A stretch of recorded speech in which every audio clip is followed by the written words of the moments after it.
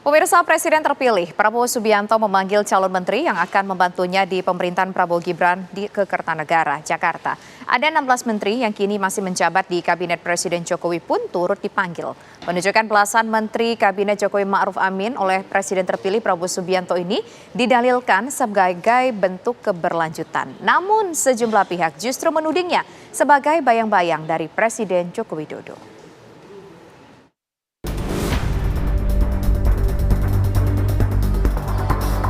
Presiden Joko Widodo menyambut baik inisiatif Presiden terpilih Prabowo Subianto yang mengajak 16 Menteri Kabinet Indonesia Maju untuk kembali menjabat sebagai menteri.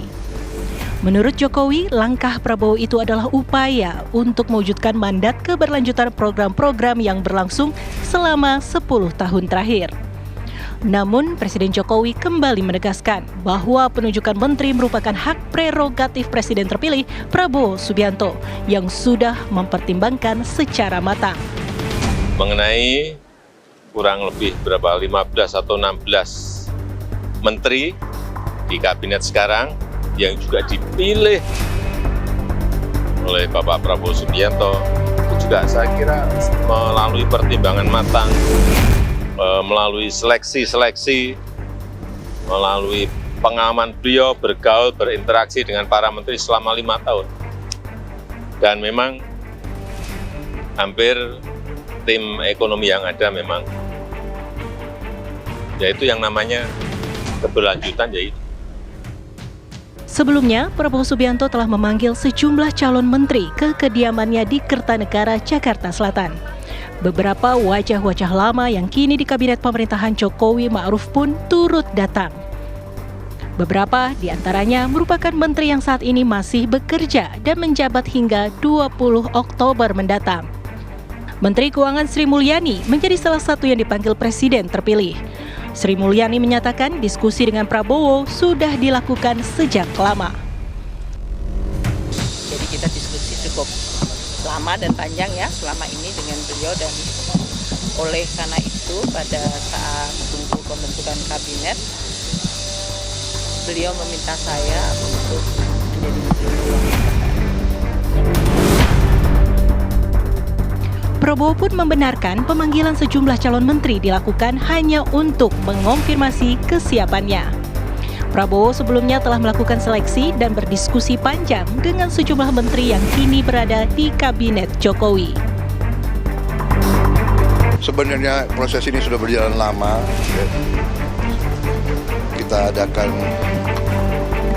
pemantauan, diskusi, dan sebelum saya undang ke sini sebenarnya mereka sudah menyatakan bersedia membantu saya.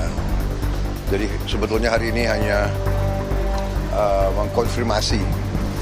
Saya konfirmasi, saya yakinkan mereka bersedia atau tidak bantu saya di bidang yang saya tawarkan kepada mereka.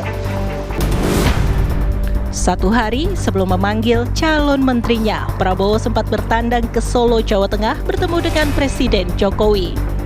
Prabowo bersama Wakil Presiden terpilih Gibran Rakabuming Raka dan Ketua Harian Partai Gerindra Sufmi Dasko Ahmad melakukan santap siang bersama sambil berbincang ringan.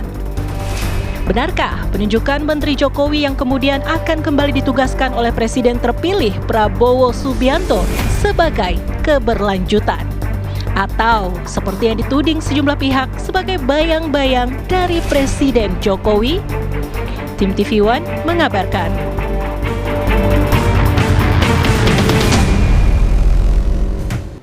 Pemirsa, jumlah menteri di Kabinet Prabowo diperkirakan bertambah dari 34 menjadi 44 orang. Dari jumlah itu, 16 orang merupakan menteri di era Kabinet Jokowi. Mengapa cukup banyak menteri dari Kabinet Jokowi yang dibawa oleh Prabowo? Apakah ini merupakan bentuk keberlanjutan dari pembangunan atau justru membatasi ruang gerak Prabowo Subianto untuk lepas dari bayang-bayang Jokowi, pemirsa? Untuk membahasnya telah bergabung bersama kami ada pakar politik UNAS, yaitu ada Bang Slamet Ginting yang sudah hadir ke studio kami, pemirsa, dan juga kita nanti masih menanti kehadiran dari pakar politik, yaitu Bang Effendi Ghazali, dan juga nanti akan bergabung bersama kami melalui sambungan Zoom, yaitu dan juga sudah bergabung tentunya Wakil Ketua Umum Gerindra, yaitu ada Bang Habibur Rahman. Selamat sore Bapak-Bapak semua. Selamat sore. Selamat sore. Ya, selamat sore, Pak Ya. Slamet Ginting. Ya, baik. Ya, Nah, pertama nanti. saya mau menuju ke Bang Slamet terlebih dahulu. Bang Ya. Slamet, kalau menurut Bang Slamet Ginting, 16 menteri ini apakah jumlahnya cukup banyak atau biasa-biasa saja di kabinet Prabowo Subianto yang semuanya 16-nya dari kabinet sebelumnya? Ini mengejutkan bagi saya ya. Ya. Walaupun memang Prabowo ingin mengatakan bahwa ini sebuah keberlanjutan, tapi tentu saja publik melihat bahwa faktor pengaruh Jokowi ternyata masih sangat kuat di dalam pemerintahan Prabowo Subianto. Nah, bagi saya Prabowo Subianto ini seperti mendayung di antara tiga karang politik, yaitu pertama ada Presiden Megawati, Presiden kelima, kemudian ada Presiden SB, Presiden keenam, Presiden ketujuh Jokowi. Nah, ini memang politik akomodasi yang dilakukan oleh Prabowo untuk pertama kalinya. Dalam pengertian adalah ini semacam percobaan bagaimana kalau publik melihat sebegitu banyak menteri-menteri dari Jokowi apakah enjoy atau tidak. Walaupun memang itu hak prerogatifnya Prabowo sebagai presiden, tapi paling tidak dari situ saya belum melihat form Prabowo yang sesungguhnya. Gitu. Itu belum kelihatan Prabowo yang sesungguhnya. Ini masih melakukan politik akomodasi, termasuk akomodasi dari kubunya Pak SBY. Memang pertarungan ini tidak nampak di depan panggung, tapi sesungguhnya ada pertarungan-pertarungan yang tidak terlihat begitu. Baik. Oke. Ya, kita ke Bang Ege. Bang Ege, Anda melihatnya seperti apa? 16 menteri Jokowi di pemerintahan Prabowo Subianto. Ini kalau politik akomodatif luar biasa besar atau justru nanti malah jadi terkunci nih, tersandra nih? Ya, supaya agak lengkap jadi berbeda Ya. dengan Bapak kita. Karena saya melihat justru inilah Prabowo sesungguhnya. Nah, jadi dibalik nih. Karena saya mencatat ya, lepas dari Bung Karno, saya rasa presiden terpilih dengan kecerdasan presidensial paling tinggi, ini mungkin Pak Prabowo. Walaupun tentu saja semua presiden punya keunggulan. Ya. Bu Megawati adalah ibunya seluruh bangsa. Kemudian juga misalnya Pak SBY sangat tenang dalam membuat dan agak lama membuat pertimbangan matang lah maksudnya. Tapi Pak Prabowo sudah pernah mengalami semua loh. Pernah jadi keluarga presiden juga, ya kan? Pernah bertempur buat negaranya, kemudian pernah terasing dari negaranya, ya. Kemudian balik lagi ke Indonesia. Pernah ikut konvensi calon presiden, mendirikan partai sendiri, 3 kali maju pilpres. Betul. Lalu sesudah kalah pun mau menjadi katakanlah bersama-sama dengan yang menang. Dan sekarang dia sudah punya waktu demikian lama, walaupun tinggal hitungan hari nih untuk dilantik. Selama itu dia keliling dunia mencari segala apa yang dibutuhkan oleh Indonesia. Jadi saya ingin mengatakan dengan kecerdasan presidensialnya itu dia menghasilkan ini pada hari ini. Pada hari ini menjelang 20 Oktober ya nanti dilantik diumumkan. Sesudah itu nanti akan lahir bentuk-bentuk kecerdasan presidensial lainnya yang bisa bergabung dengan yang disampaikan oleh Bapak tadi. Jadi pada hari ini bentuk kecerdasannya. Tapi sesudah itu, mari kita lihat, tunggu dulu sesudah 20 Oktober, apakah misalnya nama-nama orang yang sudah dipanggil ini tidak perform misalnya kinerjanya tidak. Atau memang terdapat kebutuhan buat enggak nih, ini terlalu banyak. Enggak mungkin di satu kementerian misalnya 2. Nah, menyambung yang tadi, benar di luaran sana kita banyak terima kan. Ini kabinet Mulyono misalnya gitu ya. Sekedar semacam perlambangan untuk itu. Tapi saya rasa lagi-lagi bagi saya ini pilihan cerdik, taktis buat hari-hari ini. Jadi kita tahu ya semua orang akan nanti mengukurnya pada apa? 100 hari kan? 100 hari pemerintahan yang akan jatuh pada sekitar bulan kalau Oktober, November, Desember, Januari, sekitar Februari. Jadi ini kecerdasan yang Bang Egi maksud masih ditanda kutip nih, seolah-olah ada yang tersirat dan tersurat nih. Enggak, pada saat ini ya, truth-nya ini. Tapi saya banyak melihat post-truth di belakangnya gitu. Karena kan memang ada nama-nama misalnya yang menarik ya. Justru kita tidak hanya melihat nama-nama yang pernah ada di Jokowi, yang belum pernah tampil di Jokowi, tapi seharusnya tampil ada. Menyinggung tadi yang disebutkan, Marwara Sirait misalnya. Sudah pernah pakai kemeja putih loh waktu itu ya. Sudah disiapkan kemeja putih, nggak jadi. Sekarang datang misalnya. Ya, jadi tidak hanya, jadi ada historis di balik itu semua gitu. Jadi ini menurut saya hal yang menarik, walaupun pasti dalam awal-awal ini, kebetulan yang saya ingat itu adalah nama-nama yang nempel di Jokowi. Betul kan? Nama-nama yang kita ingat yang tadi disebutkan 16 itu kan kabinetnya Jokowi. Dari nama-nama yang datang yang lain agak jarang kita bisa ingat tuh. Jadi ini memang secara tidak langsung benar tadi apa yang disampaikan. Oke, suara ini beragam ya. Dari Bang Slamet Ginting agak berbeda dari Bang Effendi Ghazali. Nah, saya mau dengar suara dari Bang Habibur Rahman.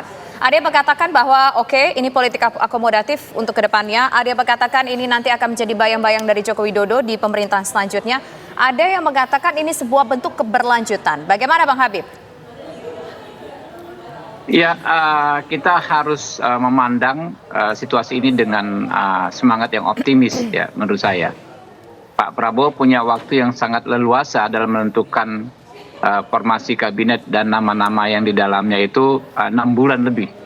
Ya, 6 bulan. Setelah penetapan beliau sebagai pemenang pemilu tahun Februari 2024. Tentu hasilnya akan sangat matang dan sudah kita lihat bahwa memang tantangan bagi kita saat ini adalah menyadarkan politisi kita, termasuk menyadarkan pengamat-pengamat politik kita, bahwa persoalan kita ini bukan hanya di internal Indonesia, bukan hanya sengketa, bukan hanya konflik ya di antara kita yang terus dipelihara, tapi bagaimana menjawab tantangan global, geostrategi, geopolitik, itu yang harus kita sikapi. Kemarin ya saya termasuk salah satu dari beberapa politisi dari semua partai diundang khusus Pak Prabowo. Ya. Ada yang namanya semacam executive course di Kementerian Pertahanan. Kita mendengarkan pembicaraan narasumber profesor-profesor, ahli strategi, ahli perang dari seluruh dunia, termasuk Pak Prabowo. Rata-rata ya di seluruh dunia saat ini ada kesadaran bahwa persoalan kita ini bukan persoalan domestik di negara masing-masing, tapi persoalan global yang semakin tidak menentu. Dan itu ya akan berdampak kepada negara manapun. Apakah negara yang termasuk dalam pihak-pihak yang bersengketa atau yang tidak. Karena kan sekarang ini dunia sudah mengglobal ya.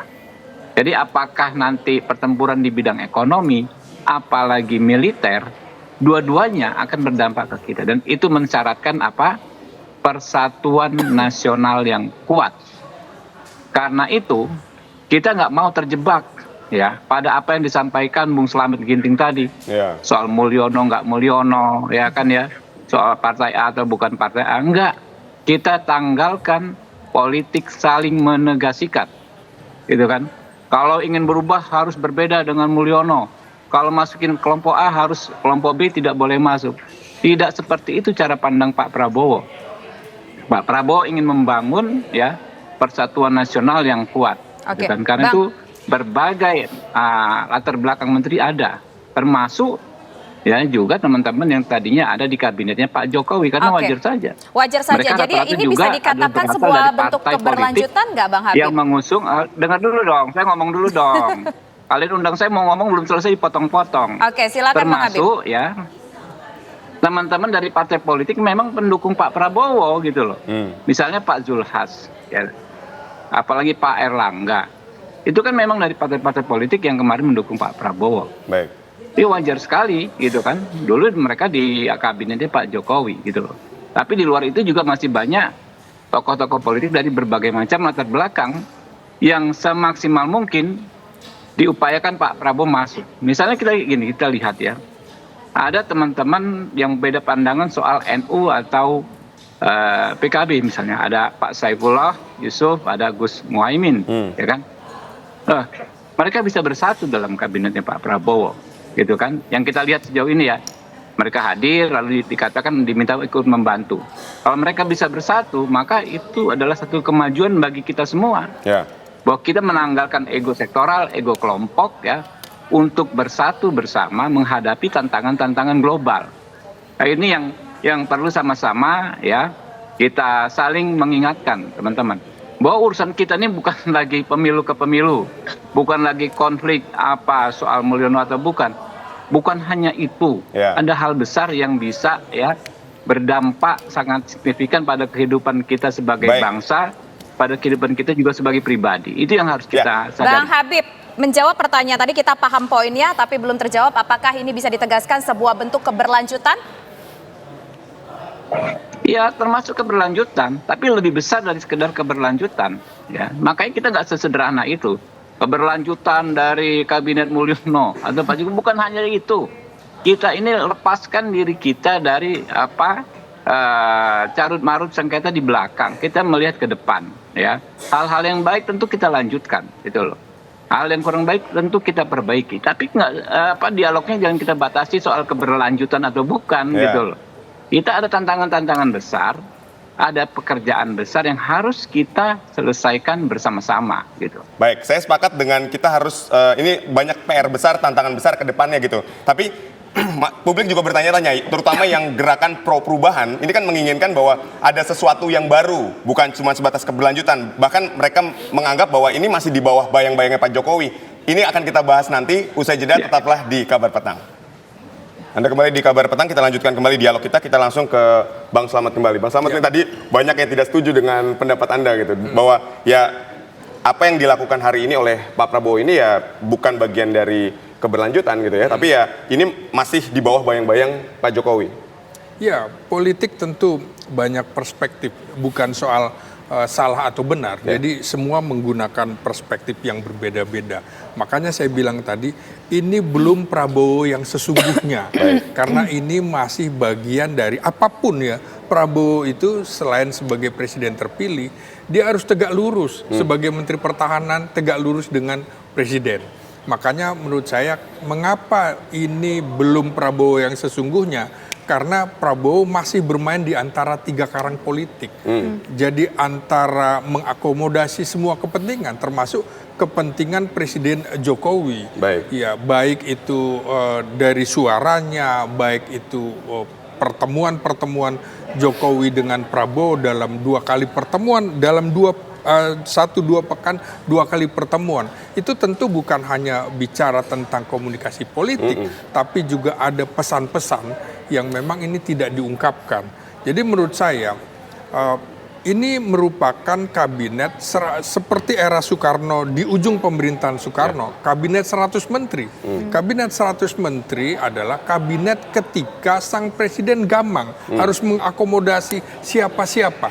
Dan itu umurnya juga kabinet 100 menteri atau Dwi Kora II itu umurnya cuma sekitar 2 bulan karena diprotes oleh masyarakat. Nah ini juga menurut saya akan muncul pro kontra di situ. Siapa orang-orang ini? Kok orang-orang seperti ini bisa menjadi menteri? Katanya ajakan kabinet. Ajakan dari mana begitu? Tapi Bang, kan konsepnya di sini kita bicara soal 16 menteri di pemerintahan Joko Widodo. Kan kelihatan 16 menteri ini. Nah, memang kalau menurut saya itu tidak bisa dipisahkan. Mereka adalah bagian dari tim pemenangan. Tim pemenangan pada saat Pilpres. Prabowo adalah orang yang tidak pernah melupakan keringat dan darah orang yang bersama-sama berjuang dengan dia. Dan dia juga tidak akan lupa siapa orang-orang yang berkhianat. Jadi menurut saya ini akomodasi dan belum tentu kemudian nantinya akan diteruskan. Ini kan tentu publik meminta penilaian 100 hari. Jadi 100 hari bisa saja akan ada reshuffle yang pertama. Dan ini menurut saya masih sangat dinamis. Dari nama-nama ini apakah mereka semua akan segera dilantik? Belum tentu juga. Misalnya bagaimana era SBY, bagaimana era Jokowi juga yang sudah datang toh ternyata tidak dilantik juga.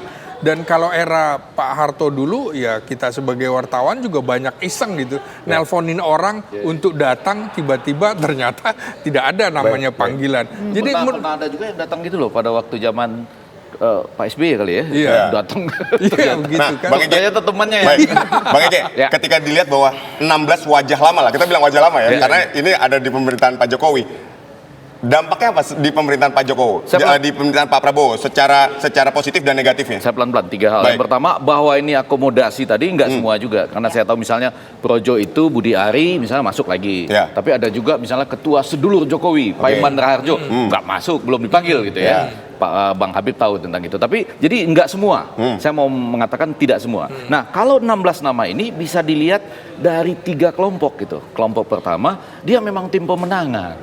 Jadi mau nggak mau kebetulan beririsan dengan bagian dalam kabinet Pak Jokowi. Lalu baru ada bagian yang ketiga nih, arsiran ini masuk atau tidak? Ketika orang tanya, Zaken apa enggak ini? Gitu. Nah, misalnya sekarang ketika kita bicara ini keren nih, karena memang betul orang sedang berbicara tentang tadi ya, global atau geopolitics itu tadi. Baik sejak hari ini aja saya selalu menggunakan kaos Palestina ini belum selesai loh. Betul. Masalah Palestina. Kita bisa bicara ini apa? Bom terus terjadi. Israel masih terus walaupun ada pasukan PBB di situ misalnya. Itu ada satu hal. Akibatnya nanti kawasan Timur Tengah ini masuk ke segala kepentingan ekonomi masuk. Betul. Tapi pada saat yang sama misalnya ya, ketika kita bicara yang ketiga nih, Zaken kabinet ini ya, kita bicara soal kalau orang bicara global pada hari ini lingkungan hidup, Pak. Itu. Hati-hati loh ini. Bagaimana dengan nama ya, lingkungan hidup? nah maksud saya IKN selanjutnya. ini juga antara lain kan Ya. sebagai smart city, eco-friendly dan lain-lain. Contoh terbaik di dunia katanya. Coba siapa nanti yang akan mengisi posisi Menteri Lingkungan Hidup dan wakilnya? Zaken kah? Masuk ke dalam konteks Tapi nama global Wamen, Bang Ege, bentar. Nama Wamen lingkungan hidup itu juga termasuk salah satunya yang dipanggil loh, Bang Ege. Enggak, sudah ada dong dalam konteks Betul. Ya, menteri sudah dan ada. wakil ini. Dalam hari-hari ini akan dinamis ya, Bang Habib juga mungkin dengar. Tapi dari yang ada, saya belum menangkap nih siapakah yang Zaken dalam konteks global yang disampaikan dengan sangat baik oleh Nah Dr. Habib itu yang Rahman akhirnya tadi. dipertanyakan hari ini Bang Ege, Ya, bahwa saya apakah cuma ini mau kasih satu Zaken contoh kabinet ya. ini benar-benar sudah profesional, sudah Jadi, mewakili. Karena bayangannya kan itu ada 3 bagian tadi. Ya. Sebagai tim sukses dan pemenangan pasti nggak akan dilupakan Pak Prabowo. Lalu bagian ini kebetulan misalnya overlap dengan timnya Pak Jokowi. Baik. Tapi dia punya hak karena dia tim pemenangan. Nah pada bagian masyarakat nanyanya cuma itu, Zaken ini ya, gitu. Oke. Lalu di mana ketika kita sedang membicarakan geopolitics, kemudian global algorithm misalnya, di bagian mana nih? Yang termasuk misalnya, saya mau ngambil contoh satu aja, lingkungan hidup misalnya. Tapi silakan loh, banyak lagi loh. Pasti akan ada pertimbangan-pertimbangan yang Tapi saya kementerian sebutkan. mana yang paling krusial kalau menurut Bang Ege? Kalau pada hari-hari ini tentu saja seperti yang disampaikan oleh Pak Prabowo dalam kampanye-kampanyenya, visi dan misinya, tentu saja yang pertama itu tadi, bagaimana membuat masyarakat kita ini bisa menjadi masyarakat yang bisa bertarung di tingkat global tadi ya. Pasti gizinya nggak boleh kurang. Gitu ya. Ada program makan bergizi gratis. Nah, kemudian pada saat yang sama nanti ada food estate ya yang harus ketika terjadi misalnya pertarungan yang sifatnya tidak hanya ideologis, juga tidak hanya adu senjata, makanan menjadi sangat penting. Anda tahu ya betapa kadang-kadang bahan ekonomi menjadi naik dan lain-lain. Nah yang ketiga justru itu sudah dilakukan dengan sangat baik, yaitu Pak Prabowo kemana-mana ya, bertemu dengan tokoh-tokoh kunci dunia, yang menjadikan bahwa kita akhirnya harus punya kementerian atau tokoh-tokoh yang bisa berdialog secara luar biasa di tingkat dunia. Dan pada sisi lain juga membentengi sehingga kebudayaan kita luar biasa. Nah ini kita lihat ya, sudah mulai kan ada Kementerian Kebudayaan, Kementerian Pariwisata yang kemudian dibagi dengan ekonomi kreatif. Jadi hal-hal tersebut menurut saya sudah ada. Tapi bayangan yang lain kemudian adalah mengatakan begini, kan begitu banyak nih gitu. Kita belum pernah ya sejak dari masa tadi demokrasi terpimpin ya, kemudian juga ada masa kabinet Dwi Kora gitu. Nah sekarang kita baru mulai dengan sekali lagi ada penekanan-penekanan. Ini memang tugasnya luar biasa. Baik. Besar gitu maksudnya. Siap, dari Bang Ege kita ke Bang Habib. Jadi Bang Habib, 16 Menteri Jokowi yang masuk ke kabinet Prabowo ini apakah sudah mewakili yang disebut Zaken kabinet yang digaungkan Pak Prabowo dari awal? Ya kita serahkan penilaiannya kepada masyarakat. Itu kan label dari masyarakat. Nggak bisa juga kita dominasi. Betul, kalau itu kita bagian sebagai masyarakat, elit ya mengklaim mewakili masyarakat. Ini bukan Zaken, ini Zaken, gitu kan ya. Tapi kalau kita lihat latar belakangnya, memang dari berbagai partai politik, kalau mau disebut mengakomodir berbagai latar belakang, ada latar belakang politik. Tapi dalam konteks profesional, lihat kemampuannya satu persatu ya kita nggak bisa bantah. Ini super Zaken malah gitu loh. Coba Pak Erlangga, apa dia bukan orang kerja, ya kan ya? Coba Bu Sri Mulyani, ya. Terlepas misalnya dinamika politik 2019, Bang Ege tahulah dinamika politiknya seperti apa, ya kan? Tapi dia karena dia profesional, dia orang kerja, ya kan? Diminta membantu Pak Prabowo, gitu kan? Dan ini kan yang sangat istimewa dari seorang Pak Prabowo. Dia orang yang nggak baper, ya kan ya, nggak hanya merekrut orang berdasarkan kedekatan, tapi berdasarkan potensinya. Ini pola berpikir ya, pola berpikir yang memang sangat-sangat mengutamakan kinerja gitu loh.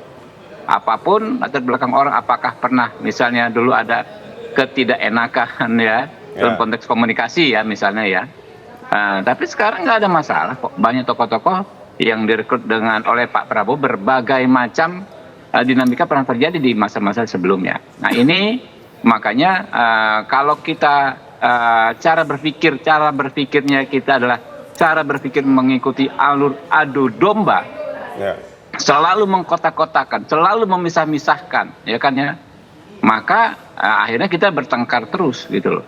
Sekarang menurut saya kita geser cara berpikir kita, gitu kan ya, benar-benar kita implementasikan bagaimana semangat persatuan itu mulai juga dari kita, gitu loh.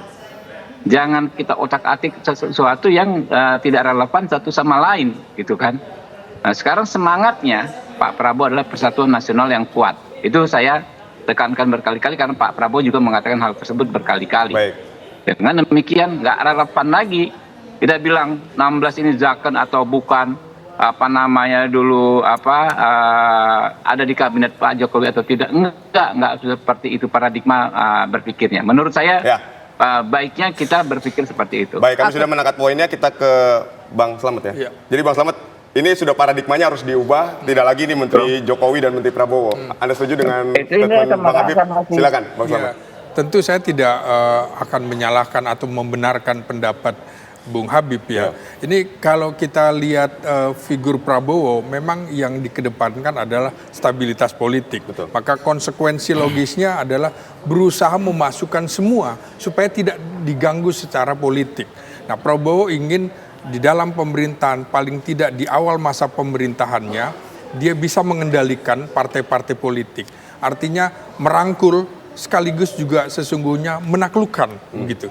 Jadi supaya kemudian di parlemen juga dia tetap bisa menguasai dengan cara menghadirkan perwakilan-perwakilan dari partai politik, terutama dari Koalisi Indonesia Maju. Nah, ini kan yang menjadi masalah adalah ketika di koalisi perubahan belum ada semuanya, padahal sudah Kim plus plus begitu ya. Artinya Nasdem belum terakomodasi di situ, kemudian PKS juga figurnya belum ada di situ, PDIP juga belum ada. Tapi kalau kita lihat dari beberapa nama, misalnya Komisaris Jenderal Purwadi Arianto, itu kan masih ada irisan dengan keluarga Puan Maharani dari suaminya. Jadi memang menurut saya dari PKS, dari Nasdem, dari PDIP tidak akan itu 24 karat, tapi masih ada irisan. Jadi begitulah cara cantik dalam bermain politik yang dilakukan oleh Presiden Prabowo Subianto. Cara cantik bermain politik, tapi apakah cara cantik ini akan membuat langkah dari Presiden terpilih akan menjadi terbatas karena begitu banyak di situ pihak yang terlibat, Bang Ege? Cara cantik tidak selalu harus disambut cantik oleh yang lain gitu ya. Cara cantik tidak juga langsung menyenangkan semua orang. Jadi seperti nama-nama saya sebut tadi ya, Pak Iman Raharjo, Layak, Harfiq Hasnul Kolbi misalnya, perwakilan Sumatera Barat, sama seperti Ripka Haluk yang dari Papua misalnya. Itu kan nggak ada gitu ya. Tapi lagi-lagi itu mungkin ada nanti tugas-tugas lain. Cuma ini kan seperti pada hari ini harus mengumumkan sesuatu ya, sesudah diamati sedemikian rupa. Tadi 6 bulan kata Bang Habib, sampai pada jelang hari ini. Tinggal 3 hari ya?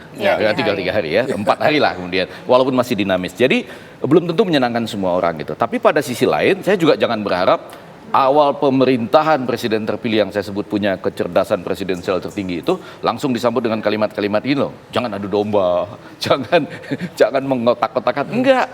Ini publik akan beranggapan seperti itu kan. Saya tadi jelas betul bikin 3 kelompoknya. Kelompok 1, mereka yang sudah bekerja keras, berkeringat. Kelompok 2, yang kebetulan ada bersama-sama dengan Pak Jokowi. Tapi berkeringat, layak masuk dong.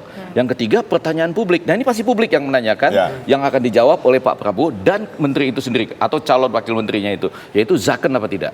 Kalau mau di luar itu semua ya soal takdir. Iya kan? Takdir atau suratan tangan, takdir atau hal-hal mistis lainnya yang nggak bisa kita. Nah, karena itu saya katakan, nggak apa-apa. Ini kita terima pada hari ini sebagai sebuah permainan cantik. Berarti 6 bulan ke depan bisa jadi terjadi reshuffle besar-besaran dong ya? Oh enggak besar-besaran. Nah hati-hati, kata besar ini kan kebetulan kita berbicara pada waktu lalu 34. Sekarang kita berbicara nggak tahu Bang Habib. Ada yang bilang 46. Ya, Macam-macam, betul. Ini antara 46. ini aja. Jadi kalau yang di Hambalang 44. 44 yang datang. Yang di Hambalang, yang Yang dapat pembekalan hari ini pembekalan hari ini 44 menurut 44. reporter kami di lapangan. Oh, sudah lihat ya, sudah ngitung. Ya, sudah gitu. Nggak tahu Kalau Bang, sat- kalau ini kan dinamis, masih Nggak, ada 4-3 betul. hari lagi. Satu mobil ada 2 bagaimana? Dan kacanya ditutup.